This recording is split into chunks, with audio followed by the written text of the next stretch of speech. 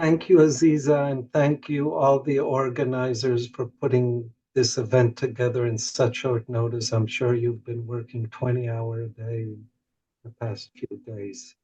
I'll begin. Australia, Austria, Canada, Estonia, Finland, Germany, Iceland, Italy, Japan, Latvia, Lithuania, Netherlands, New Zealand, Romania, Sweden, Switzerland, the United Kingdom, and the United States announced that they are indefinitely pausing payments to UNRWA in response to Israel's allegation that a dozen agency staff members were involved in the October 7th attacks. These countries' leaders appear to be interested in taking part in a very dangerous experiment, this time with education, medical care, and famine.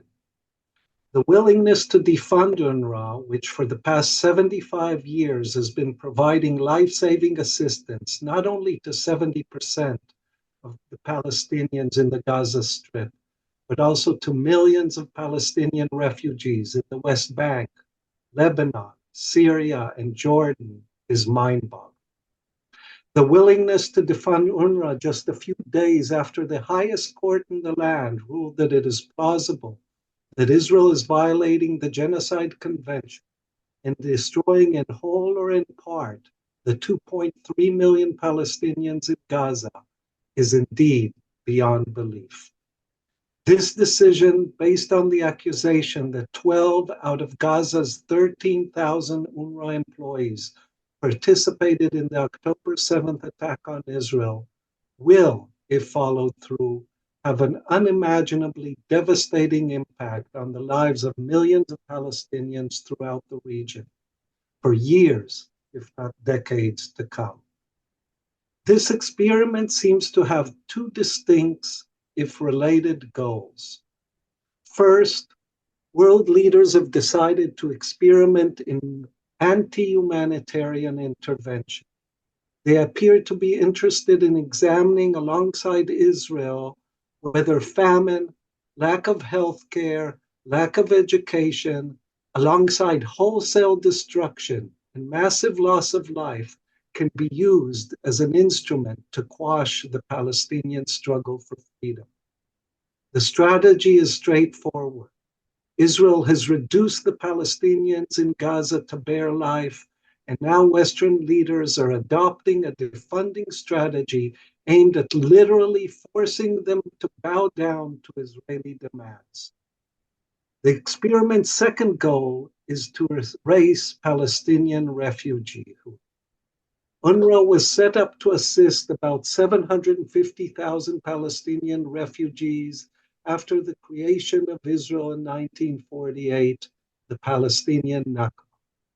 Whether these Palestinians fled or were forcibly expelled from their towns and villages may be a point of contention, but there is no argument that after the war had subsided, Israel refused to allow Palestinians to return to their homes, thus violating Article 11 of United Nations Resolution 194.